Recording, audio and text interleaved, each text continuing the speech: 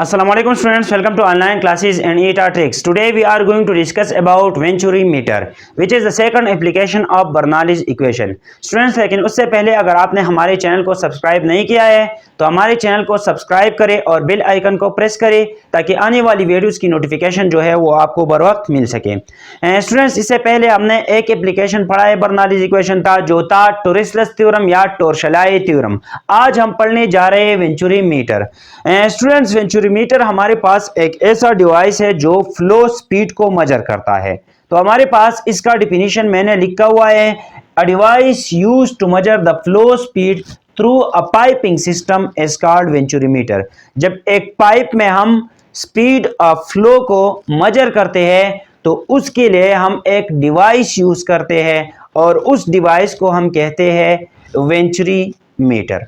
अब dear students, ये हमारे पास वेंचुरी मीटर का कंस्ट्रक्शन है। यहाँ पे अगर आप देखिए दो क्रॉस सेक्शनल एरियाज है, ये क्रॉस सेक्शनल एरिया ज्यादा है जबकि ये क्रॉस सेक्शनल एरिया जो है ये कम है। तो जो क्रॉस सेक्शनल एरिया कम है उस रीजन को हम कहते हैं थ्रोट। तो हमारे पास ये वेंचुरी मीटर का थ्रोट है। अब डियर स्टूडेंट्स, यहाँ पे क्रॉस सेक्शनल एरिया जो ज्यादा है इसको हमने कहा है A1 और यहाँ पे स्पीड हमने कहा है V1, जबकि इसका जो height from the reference point है इसको हमने कहा है H1। इसी तरह इस पॉइंट पे हमने क्रॉस सेक्शनल एरिया को कहा है A2, स्पीड को हमने कहा है V2, जबकि इसका जो हाइट है वो है H2। अब डियर स्टूडेंट्स, हमने वेंचुरी मीटर को इस तरह यूज करना है कि दोनों क्रॉस सेक्शनल एरिया का जो हाइट है वो सेम रहे। तो डियर स्टूडेंट्स, यहाँ पे हमारे पास ये H2 और H1 जो है ये इक्वल है। इस पार्टिकल का जो हाइट है वो है H1। ये पार्टिकल जब यहाँ पे आएगा तो यहाँ पे भी हाइट है H2। इट मीन्स कि H1 और H2 दोनों सेम रहते हैं। तो हमने वेंचुरी मीटर इस तरह यूज करना है कि हाइट जो है वो कांस्टेंट रहे। अब डियर स्टूडेंट्स, यहाँ पे अगर आप देखें इस पॉइंट पे क्रॉस सेक्शनल एरिया ज्यादा है। According to equation of continuity, जब क्रॉस सेक्शनल एरिया ज्यादा होगा तो वहां पे स्पीड कम होगा। इट मीन्स कि इस पॉइंट पे क्रॉस सेक्शनल एरिया जो है वो ज्यादा होगा तो स्पीड कम होगा। अब dear students, according to Bernoulli's equation हमें मालूम है कि जब स्पीड कम होगा तो वहां पे प्रेशर ज्यादा होगा। इट मींस कि speed and pressure are inversely proportional to each other. तो हम कह सकते हैं कि यहाँ पे क्रॉस सेक्शनल एरिया ज्यादा है तो स्पीड कम होगा और स्पीड का प्रेशर के साथ रिलेशन इनवर्स है। तो जब स्पीड कम होगा तो इस पॉइंट पे प्रेशर ज्यादा होगा। इसलिए ज्यादा प्रेशर की वजह से फ्लूइड जो है वो हाइट H1 तक आ गया है, जबकि यहाँ पे अगर आप देखें तो क्रॉस सेक्शनल एरिया जो है वो कम है तो स्पीड ज्यादा होगा और प्रेशर कम होगा। तो इस पॉइंट पे हमारे पास फ्लूइड जो है वो हाइट H2 तक आ गया है। यहाँ पे प्रेशर कम है, यहाँ पे प्रेशर ज्यादा है, इसलिए फ्लूइड इस पॉइंट पर जो है कम हाइट तक आ चुका है जबकि यहाँ पे ज्यादा हाइट तक आ चुका है। तो अब डियर स्टूडेंट्स, इन दो पॉइंट्स पे हम लगाते हैं बर्नौलीज इक्वेशन। बर्नौलीज इक्वेशन क्या कहता है कि pressure, kinetic energy per unit volume and potential energy per unit volume का सम जो है वो दोनों पॉइंट पे कांस्टेंट रहता है या दोनों पॉइंट पे इक्वल होगा। तो डियर स्टूडेंट्स, इस पॉइंट पे हम pressure, kinetic energy per unit volume and potential energy per unit volume add करते हैं और इस पॉइंट पे ऐड करते हैं और दोनों को इक्वल ले लेते हैं। तो यहाँ पे हमारे पास इस पॉइंट पे जो प्रेशर है इसको हमने कहा है P1। इसी तरह यहाँ पे kinetic energy per unit volume जो है वो है 1/2 रो V1 स्क्वायर और इसी तरह यहाँ पे जो potential energy per unit volume है वो हमारे पास है rho ji H1। Same to same यहाँ पर भी हमारे पास क्या आ जाएगा, pressure P2, kinetic energy per unit volume 1/2 rho V2 square और potential energy per unit volume rho जी H2। अब डियर स्टूडेंट्स, यहाँ पे मैंने आपको बता दिया कि आपने वेंचुरी मीटर को इस तरह यूज करना है कि हाइट जो है वो सेम रहे। तो हम कह सकते हैं कि यहाँ पे H1 जो है H2 की बराबर है, इसको हमने कह दिया H। अब डियर स्टूडेंट्स, इस H1 की जगह BH पुट करें और H2 की जगह BH पुट करें तो हमारे पास आ जाएगा P1 plus 1/2 rho V1 square plus रो जी H1 की जगह H। इसी तरह यहाँ पर भी H2 की जगह H। तो डियर स्टूडेंट्स, यहाँ पे रो जी H और रो जी H जो है ये दोनों कैंसिल हो जाएंगे। हमारे पास बच जाएगा P1 plus 1/2 rho V1 square, यहाँ पे आ जाएगा P1 plus 1/2 rho V1 square is equal to P2 plus 1/2 rho V2 square. अब स्टूडेंट्स हमने क्या फाइंड करना है, हमने यहाँ पे ये स्पीड फाइंड करना है। ये स्पीड जो होगा V1 ये फ्लो स्पीड होगा। तो डियर स्टूडेंट्स यहाँ पे P2 को इस साइड पे शिफ्ट करें और ये 1/2 रो V1 स्क्वायर को उस साइड पे शिफ्ट करें। तो हमारे पास आ जाएगा P1 minus P2 is equal to 1/2 rho V2 square minus 1/2 rho V1 square. 1/2 rho V2 square minus 1/2 rho V1 square. अब डियर स्टूडेंट्स यहाँ पे अगर आप प्रेशर P1 को देखें, P1 हमारे पास है, यहाँ पे हाइट है h1, तो प्रेशर ऑफ फ्लूइड हमारे पास इक्वल होता है is equal to rho G H. तो यहाँ पे हमारे पास आ जाएगा रो जी H1 और इस साइड पे जो प्रेशर है वो आ जाएगा रो जी H2। तो हम लिख सकते हैं P1 rho ji H1 minus rho ji H2 is equal to, यहाँ पे 1/2 रो जो है ये दोनों से कॉमन ले ले, 1/2 रो, तो यहाँ पे आ जाएगा 1/2 rho V2 square minus V1 square अंदर बच जाएगा।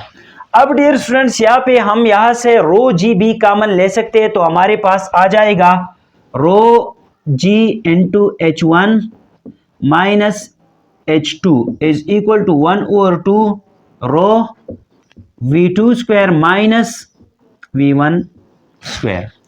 अब डियर स्टूडेंट्स यहाँ पे अगर आप देखें H1 माइनस H2, इसको हमने कहा है ये हमारे पास H1 हाइट है, ये H2 हाइट है, तो this minus this is equal to H। H1 minus H2 is equal to H। So यहाँ पे लिख ले रो जी H1 माइनस H2 की जगह H is equal to 1/2 rho V2 square minus V1 square. अब डियर स्टूडेंट्स यहाँ पे ये रो और रो जो है ये कैंसिल हो जाएगा। अब डियर स्टूडेंट्स ये 2 जो है इस साइड पे डिवीजन में है, इस साइड पे शिफ्ट करेंगे तो मल्टीप्लाई हो जाएगा। तो हमारे पास आ जाएगा 2GH is equal to V2 square minus V1 square. ये आ गया इक्वेशन 1। अब डियर स्टूडेंट्स यहाँ पे हमने फाइंड आउट करना है V1, तो हम क्या करेंगे, यहाँ पे ये V2 जो है इसको एलिमिनेट करेंगे by applying equation of continuity. हमें मालूम है कि इक्वेशन ऑफ कंटिन्यूटी क्या है, इक्वेशन ऑफ कंटिन्यूटी है cross sectional area and speed का जो प्रोडक्ट है वो कांस्टेंट रहता है। सो हम कह सकते हैं कि A1 V1 का प्रोडक्ट जो है यहाँ पे A2 V2 की इक्वल होगा। तो हमारे पास आ जाएगा A2 V2 is equal to A1 V1। अब डियर स्टूडेंट्स यहाँ पे हमारे पास हमने V2 को एलिमिनेट करना है, तो क्या होगा, इस A2 को इस साइड पे शिफ्ट करें, हमारे पास आ जाएगा V2 is equal to A1 divide by A2 into V1। ये वैल्यू जो है इसको उठाए और इक्वेशन नंबर 1 में पुट करें, इस इक्वेशन में इसको पुट करें, तो हमारे पास आ जाएगा 2GH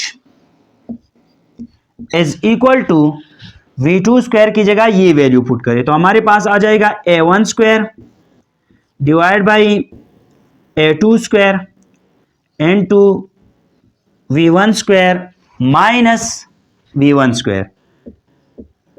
हमने V2 की जगह ये वैल्यू पुट कर ली, तो यहाँ पे स्क्वायर है इसलिए A1 स्क्वायर V1 स्क्वायर और A2 स्क्वायर आ जाएगा। अब डियर स्टूडेंट्स यहाँ पे हमने फाइंड आउट करना है V1, ये स्पीड हमने फाइंड आउट करना है, तो हम क्या करेंगे, यहाँ से V1 कॉमन ले ले और इसको एक साइड पे छोड़ दे, तो हमारे पास V1 आ जाएगा। यहाँ से हमारे पास आ जाएगा 2GH इज इक्वल टू, यहां से V1 स्क्वायर कॉमन ले ले, ये V1 स्क्वायर आ जाएगा into A1 square divide by A2 square minus 1 आ जाएगा। अब डियर स्टूडेंट्स यहाँ पे अंदर जो है एलसीएम ले ले, तो हमारे पास आ जाएगा 2GH is equal to V1 square into A2 square, इसका एलसीएम आ जाएगा और ऊपर आ जाएगा A1 square minus A2 square. अब डियर स्टूडेंट्स यहाँ पे क्या होगा, यहाँ पे ये A2 स्क्वायर जो है डिवीजन में है, इस साइड पे आ जाएगा तो मल्टीप्लाई हो जाएगा। इसी तरह A1 square minus A2 square यहाँ पे मल्टीप्लिकेशन में है, इस साइड पे आ जाएगा तो डिवाइड हो जाएगा। तो हमारे पास आ जाएगा 2GH N2, ये A2 स्क्वायर जो है ये यहाँ पे डिवीजन में है, इस साइड पे मल्टीप्लिकेशन में आ जाएगा। तो हम लिख सकते हैं A2 स्क्वायर डिवाइड बाई ये A1 square minus A2 square जो है ये मल्टीप्लिकेशन में इस साइड पे आ जाएगा तो डिवीजन में आ जाएगा। हमारे पास बच जाएगा A1 square minus A2 square is equal to V1 square, ये आ जाएगा V1 स्क्वायर। अब स्टूडेंट्स हमने फाइंड आउट करना है V1, तो यहाँ पे जो V1 है इसके ऊपर स्क्वायर है, इसको हटाने के लिए हम क्या करते हैं, हम अंडर रूट लेते हैं। तो दोनों साइड पे अंडर रूट ले ले, हमारे पास आ जाएगा V1 square under root is equal to A2 square into 2GH divide by A1 square minus A2 square. अब डियर स्टूडेंट्स ये स्क्वायर और रूट कैंसिल हो जाएगा, हमारे पास बच जाएगा V1 इज इक्वल टू, यहाँ पे A2 स्क्वायर है तो ये स्क्वायर और अंडर रूट एक दूसरे के साथ कैंसिल हो जाएंगे और A2 जो है ये अंडर रूट से बाहर आ जाएगा। तो हमारे पास A2 यहाँ पे आ जाएगा बाहर, ये हमने लिख लिया A2। अब डियर स्टूडेंट्स अंदर हमारे पास अंडर रूट में बच जाते हैं 2GH divide by A2 square A1 square minus A2 square. तो ये हमारे पास स्पीड आ गया फ्लो का, flow speed is equal to A2 into under root 2GH divide by A1 square minus A2 square.